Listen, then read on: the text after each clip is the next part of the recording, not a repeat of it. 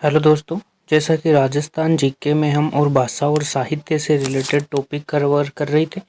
इसके अंतर्गत हम प्रमुख साहित्यकारों के बारे में चर्चा कर रहे थे, जिनमें से कुछ एक महत्वपूर्ण साहित्यकारों के बारे में हमने पढ़ लिया था और जो बाकी के हैं वो हम इस वीडियो में देखेंगे। तो हमारे आज के जो प्रमुख साहित्यकार उनका नाम है नरपति नाले। तो देखो, इन्होंने बीसलदेव रासो नामक काव्य ग्रंथ की रचना की है। तो जो बीसलदेव रासो नामक काव्य ग्रंथ है उसकी रचना है वो नरपति नाले ने की है। ठीक है, बीसलदेव रासो एक सरस प्रेम काव्य है।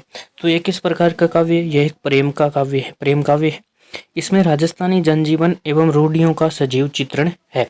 तो ये इनकी जो ये रचना है उसकी विशेषता है हो गई कि ये किस प्रकार का काव्य प्रेम काव्य है, इसमें किस चीज का चित्रण किया गया है। तो राजस्थान जनजीवन और रूढ़ियों का सजीव चित्रण किया गया है। उसके बाद देखो बांकीदास के बारे में देखते हैं। यहाँ पर जो प्रमुख साहित्यकार है उनसे रिलेटेड वो पॉइंट्स उठाए गए हैं जिनसे एग्जाम में क्वेश्चन आया हुआ है या फिर आ सकता है। इन जो प्रमुख साहित्यकार है इनसे रिलेटेड बिंदुओं से एग्जाम में आपको क्वेश्चन देखने को जरूर मिल जाएंगे, तो आप इन्हें नोट कर सकते, अपने नोट्स के रूप में नोट कर ले। बांकीदास, तो देखो बांकीदास का जो जन्म है वो जोधपुर के पंचभद्रा क्षेत्र में भाड़ियावास गांव में हुआ था और विक्रम संवत 1828 में आसिया कुल में हुआ था। इनके कुल का नाम आसिया था। सन 1828 में इनका जन्म हुआ जोधपुर के पंचभद्रा क्षेत्र में, जो भाड़ियावास गांव है वहां पर इनका जन्म हुआ है। ये महाराणा मान सिंह के दरबारी कवि थे। तो ये कहाँ के दरबारी कवि थे? महाराणा मान सिंह के दरबारी कवि थे। इनकी प्रतिभा से प्रभावित होकर इन्हें कवि राजा की उपाधि से विभूषित किया गया था। तो इन्हें किसकी उपाधि से विभूषित किया गया था? कवि राजा की उपाधि से विभूषित किया गया था। तो कवि राजा की उपाधि से किसे विभूषित किया? तो इसका राइट आंसर होगा बांकीदास। ठीक है, उसके बाद चलते हैं नेक्स्ट स्लाइड पर। तो देखो इन्होंने कुल 26 ग्रंथों की रचना की। तो बांकीदास ने कुल कितने ग्रंथ लिखे? 26 ग्रंथ। बांकीदासरी ख्याति इनकी सबसे प्रसिद्ध रचना है। तो देखो बांकीदास की ख्याति किसके द्वारा लिखी गई, किसकी रचना है? तो बांकीदास की है। ये इनकी सबसे प्रसिद्ध रचना है। कुकवि 32, सुर 36, सिंह 36 और विदुर 32, कायर बावनी आदि इनकी अन्य काव्य रचनाएं हैं।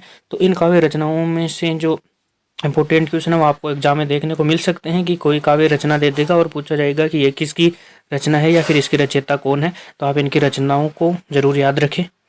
उसके बाद देखो इन्होंने अंग्रेजों की अधीनता स्वीकार करने वाले राजपूत राजाओं को फटकारा। जब इनका कार्यकाल था उस वक्त जो भी राजपूत शासक अंग्रेजों की अधीनता स्वीकार करने वाले थे उनको इन्होंने फटकारा था। उसके बाद देखते हैं दयालदास। तो देखो दयालदास, इन्होंने दयालदासरी ख्याति की रचना की। तो दयालदासरी ख्याति की रचना किसने की? दयालदास ने। इसमें बीकानेर राज्य का प्रामाणिक एवं इतिहास समस्त वर्णन है। इसका इन जो दयालदास है इनकी दयालदासरी जो ख्याति इनकी जो रचना है इसमें बीकानेर राज्य का जो प्रामाणिक और इतिहास समस्त वर्णन इसमें देखने को मिलता है। जो दयालदास है वो बीकानेर के राजाओं के कृपा पात्र थे। मतलब जो बीकानेर के राजा थे उनकी दयालदास पर काफी कृपा रही हुई है, कृपा पात्र थे। इस प्रकार से आज हमने प्रमुख इतिहासकारों में 3 इतिहासकार के बारे में चर्चा की है, दयालदास, बांकीदास और नरपत नाले। तो इनसे ये इंपॉर्टेंट पॉइंट्स थे, तो आप इन्हें नोट कर ले।